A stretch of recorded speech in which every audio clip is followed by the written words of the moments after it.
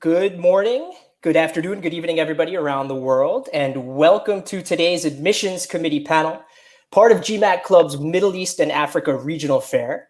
We hope everybody's doing well, and we're pleased to be joined today by Felicia Swoope from the Tuck School of Business at Dartmouth, and Danielle Spence from the University of Toronto's Rotman School of Management. Both Felicia and Danielle are assistant directors with their respective admissions offices, and the hope for today is that they'll be able to provide you with insight into their programs, as well as some thoughts and tips that might be helpful as we look ahead to round 2 and beyond. My name is Guglielmo, and I'm the founder of Avanti Prep, which is an MBA admissions consulting firm and GMAT Club partner. You can learn more about Avanti Prep on GMAT Club or by visiting avantiprep.com, where we also invite you to sign up for a free consultation. I'll be your moderator for today's session, and we've only got about 20 or 25 minutes here before we break into the Rotman and Tuck room, breakout room with Felicia and Danielle, or for those not joining, we're going to do some live profile evaluations in a separate room as well. So let's get right to it. Felicia and Danielle, let's start by giving you each the opportunity to briefly tell us about your programs, whether that's related to your mission statement or values, what's important to know about your offerings or community, or what you believe typically draws applicants to your school. And why don't we start with Felicia? Hi, everyone. I'm Felicia Swoope from the Tuck School of Business at Dartmouth College. We are nestled in the mountains in Hanover, New Hampshire in the United States. It is absolutely beautiful at this time of year. The leaves are changing. People are getting ready for ski season. It's just a wonderful place to be, and I'm so happy to meet you all, and I'm looking forward to talking to you in the Zoom chat. And Danielle? Hi, my name is Danielle. I'm one of the assistant directors for Rotman School of Management at University of Toronto. As our name would imply, University of Toronto is located in downtown Toronto, Canada, Canada's largest and most populous city. Toronto is the second largest financial district in North America after New York City, and there's lots of opportunity, a really dynamic environment in the city. It's known as the most multicultural city in the world. So there's a lot of energy and diversity within both the school, and our campus mimics this. University of Toronto is one of the top ranked universities in the world. And as a part of University of Toronto, Rotman enjoys a very strong reputation as one of the best business schools in the nation. Thank you, Danielle. We appreciate those introductions. Every MBA program, as applicants are out there, those of you who are joining us today, whether you're new to the process or are kind of pretty deep into it, maybe even already applied to some schools in round 1 or looking ahead to round 2, you've probably experienced or will soon experience the process of getting to know programs and understanding very specifically what differentiates them? What does each program stand for? Are its offerings a good fit for you? Are its culture and community, size of program, all these different filters that people use in evaluating different programs and different fit. Felicia, you mentioned Tuck being nestled in the mountains, and we do know that Tuck has a very distinct culture built around, we could say, 4 criteria or 4 values and many other values that also permeate the school. What would you say, or how would you characterize the distinct qualities of Tuck? What is it from a value perspective or community perspective or even location perspective that you feel commonly draw students to Tuck? Sure. So our mission is to develop wise, decisive leaders who better the world through business. And let me emphasize better the world, because while we're in the United States, we are seeking students from all perspectives, from all countries, because our program, while it's a general management program in the United States, we're focused on the global economy, and we want to prepare our students from all over to be wise, decisive leaders in the global economy. What makes us unique is that we are a small institution. We have only one program, and that's the full-time MBA. All of our resources are put into that program. The professors, our staff members are all focused solely on the full-time MBA. And I think that is part of our greatest strength. With our class being only about 285 students this year, we were actually at 289. All the focus is put on you. All of the faculty are available to you. You are able to make very close connections with your classmates, with a faculty member, with the Dartmouth community around you. And we feel, and we've seen in the past, that this type of personal, connected, and transformative experience really prepares you for working in any industry. So if you're coming from a large city and you'd like to get away from the distractions of a big city, this is a place to do it. And you will also stay in contact with what's going on in the world, even though you're in this remote location, but through your classes, through our global experiences, through the Tuck Go program. So you really kind of have the best of both worlds here. While you're in this very small town, we are 2 hours from Boston and 4 hours from New York City.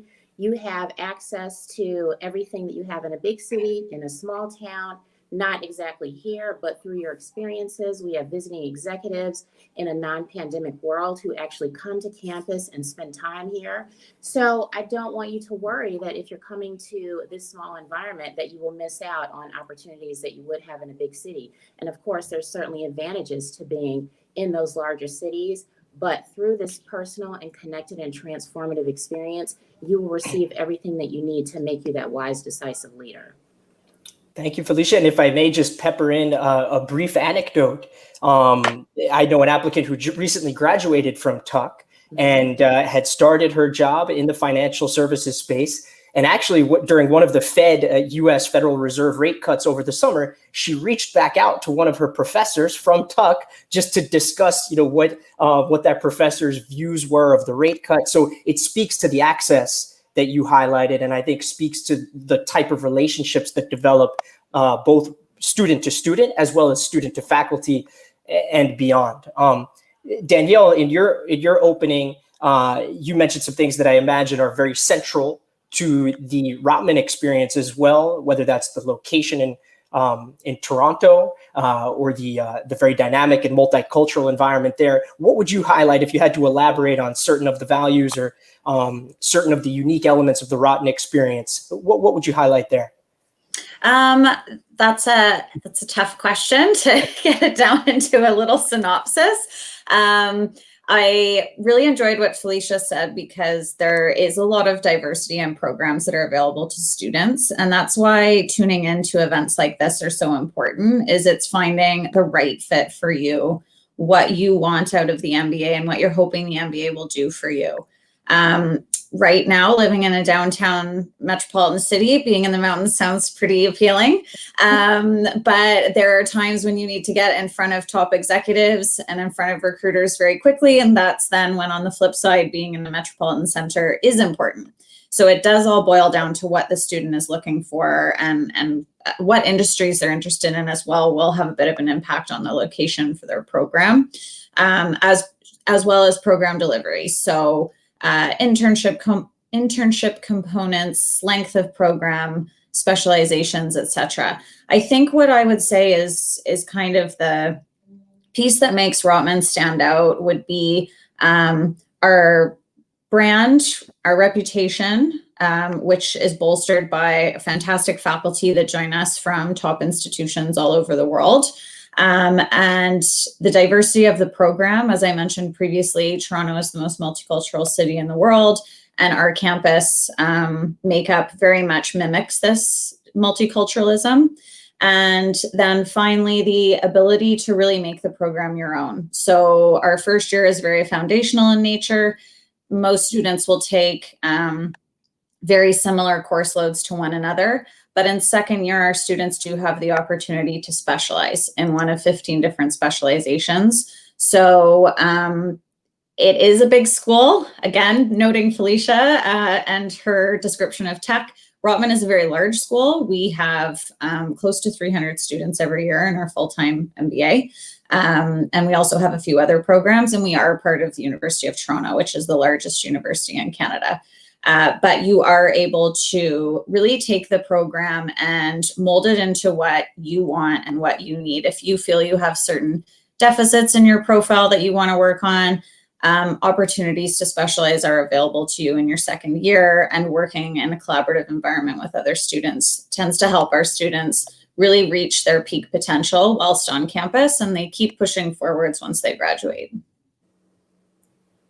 Thank you, Danielle, and we appreciate it. Again, we all encourage certainly everyone out there today to really immerse yourself in getting to know programs, again, both from an offerings perspective as well as a culture, community, and values perspective. And we'll hopefully touch on some of the ways that you can do that over the next few minutes.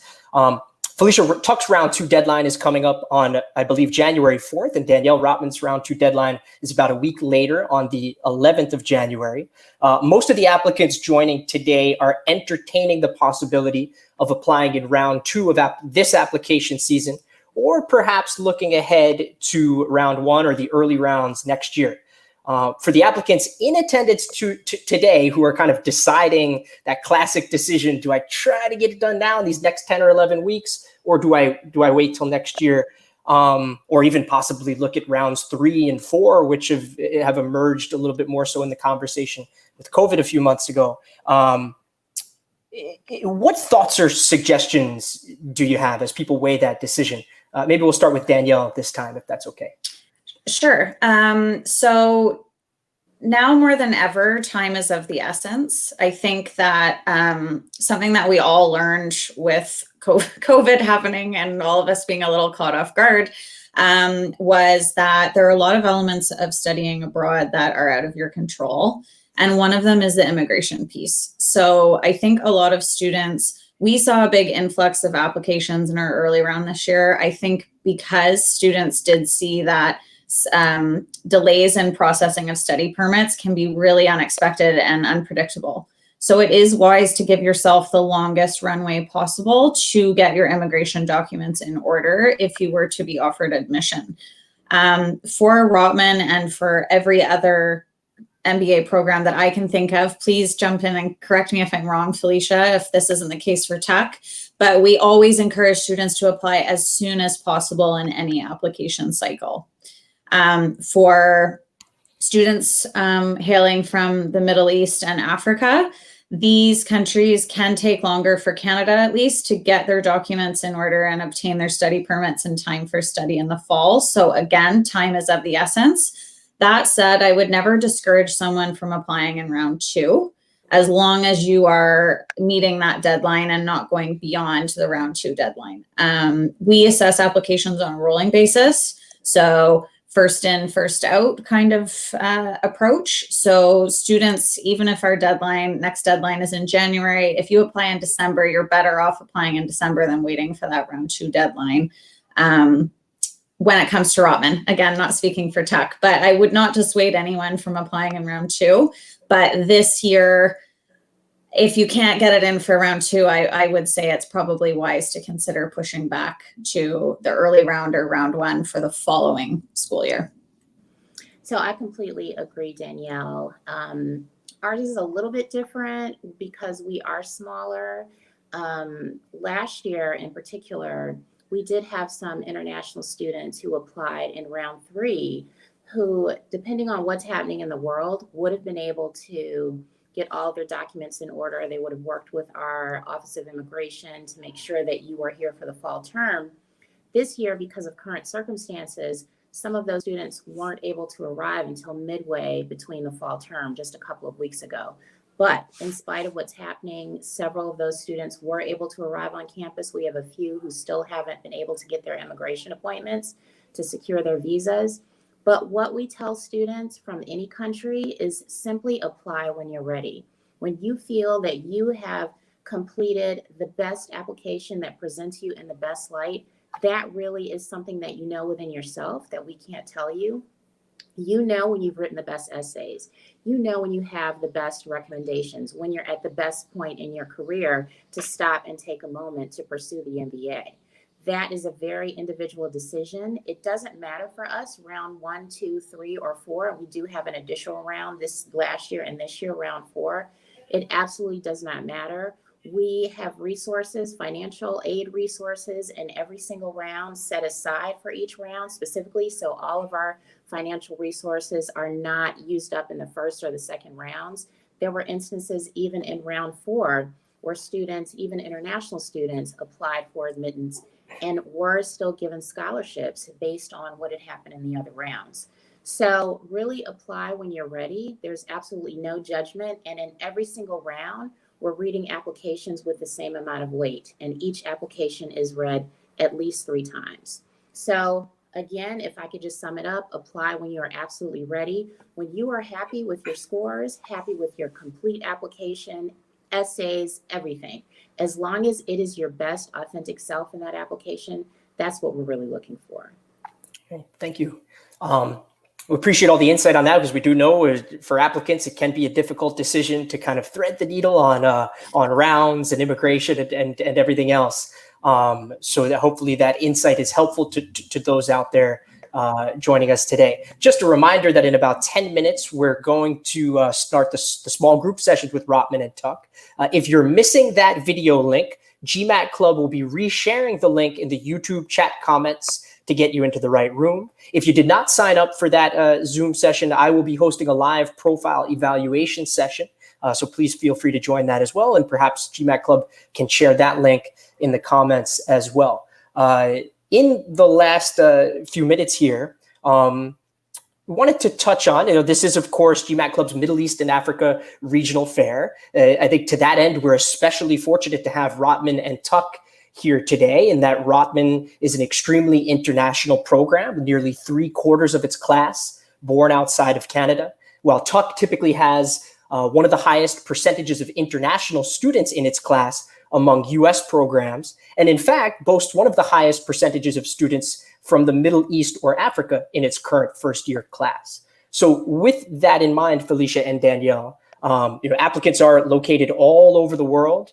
In a non-COVID time, nobody's really traveling now, but in a non-COVID time, it'd be tough, of course, to make it to campus and things like that. But what events, contacts, or resources, or otherwise, are available to prospective students to connect with and get to know your programs? What steps might you encourage people to undertake to do that? And we could start with Felicia this time.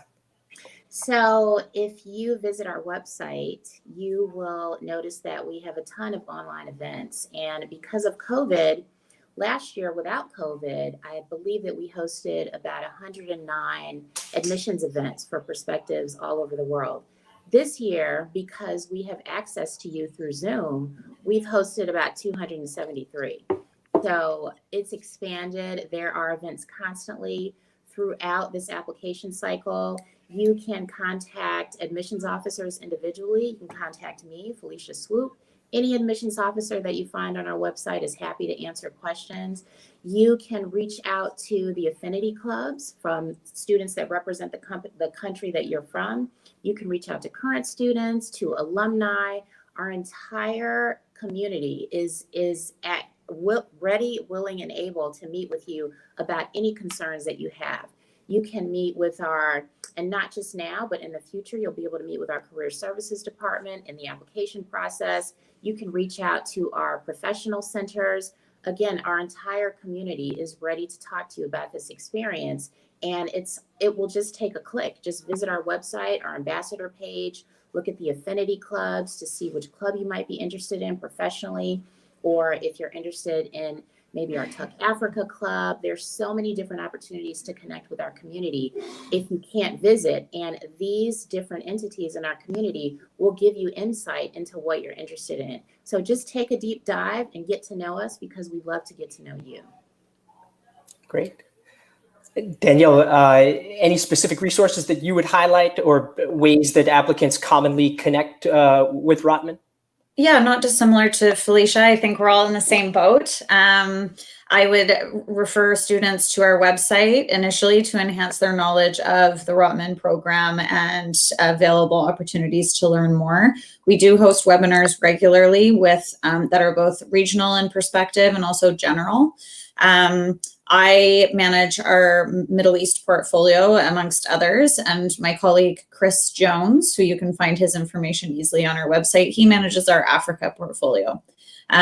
So you can certainly reach out to one of the assistant directors on our team for a pre-application chat.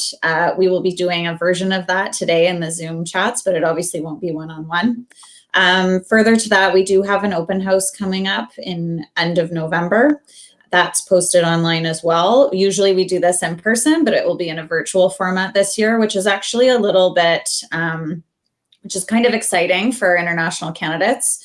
In previous years, we have flown in a few candidates to join us for the open house that we have in November, but this year it's open to more individuals because it is going to be exclusively on a virtual platform. So I would refer students to that event and then all the other events listed on our website, including student ambassadors. Again, not too dissimilar from tech. We all have similar resources that we're taking advantage of as best we can. But I do see that we're coming up on 20 minutes. So that's all I'll say on that. If you had something else to cover, Greg. Sure, appreciate that. And with an eye on the clock here, just a quick question that I see in the comments that I think is probably on a lot of applicants' mind. Maybe we could do a minute each or something. Samir asked, and again, I think it's a sentiment or a concern potentially shared by many others. With so many students, particularly international students, deferring in this most recent, what would have been this most recent first year class, are seats going to be taken up due to COVID? Many schools allowed deferrals, many applicants are forced to defer. Are seats going to be taken up in this next class, and therefore making it potentially more difficult to gain admission, and perhaps encouraging people to wait another year? Felicia, any thoughts on that? We could go to Danielle. Sure. So we made a special effort in the last year's application cycle to make sure that we did not grant a large number of deferrals because our class is so small, to make sure that the next year of applicants would have an equal opportunity as the previous year. So while there are some deferrals that will be granted admission, there will not be a ton of seats taken already. So you don't need to worry about that. Great. And Danielle? Yeah, Rotman took a similar approach. So not giving you exact numbers, but I think we honored a handful of deferrals. And most of those had nothing to do with COVID whatsoever. It was more about extenuating personal circumstances, and deferrals were offered on a case-by-case basis. Similarly, and I think a lot of schools have taken this approach, we thought that it might be unfair to future applicants to fill a significant number of seats with students who have deferred due to COVID. How we handled the COVID situation was we offered our students a refund of their deposit if they withdrew from the program, and then they were welcome to reapply with a somewhat shortened application because they were reapplying within less than a 12-month period, and because the world was kind of turned on its head.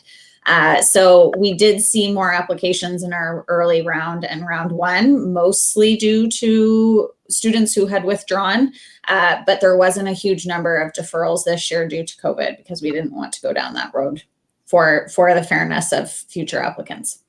Great.